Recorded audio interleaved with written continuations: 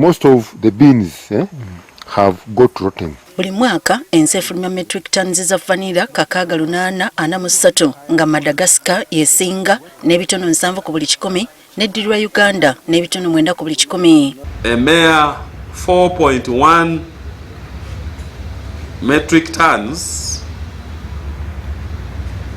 which was valued at US dollars 4.47 million in 2019 to 266.7 metric tons, which is valued at 20.66 million US dollars as of last year, marking a growth rate of 78%. Webutokidde olwaleero nga kiriyo vanilla egula senji 8. Oluvannyuma lw'okunoonyereza minisitule y'ebyobulimi ekizudde nga abalimi abamu beegumbulidde omuze gw'okunoga vanilla omuto basobole okufuna ennyo. Bano balabuddwa. Nkoowoola abakulira ebikwekweto ebyobulimi Agriculture Police okutunula n'eriiso nga George wabireme kubeerawo omuntu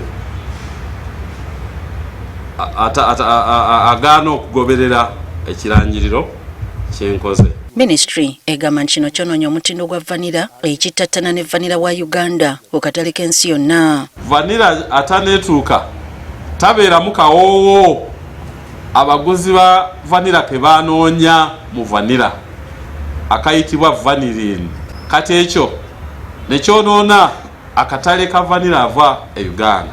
Wano minisita omubeezi ow'ebyobulimi alangiridde n'ekiseera ekituufu eky'okukungulira mu vanilla wa sizoni eno. Ajja kubeera nga atuuse okukungulwa okuva ng'ennaku 27 omwezi ogwa Desemba okutuuka ng'ennaku 27 omwezi ogwokusatu omwaka ogujja. 2023 we yaggweerako ng'ekirime kya vanilla kibunya disitulikiti 36. Minisita agamba nti singa abalimi bagoberera amateeka vanilla wa kweyongera ebbeeyi n'obungi mu ggwanga. There are 36 districts engaged in growing vanilla across the country. More districts are coming on board with great potential to flourish in the sector.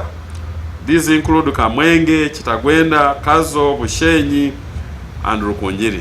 Bino byonna bikolebwa obutasuula ddekende lya vanilla kubanga lye lyettunzi eri abamunywa. Susan Nanyanzi, Agafeeyo, ku Spark TV.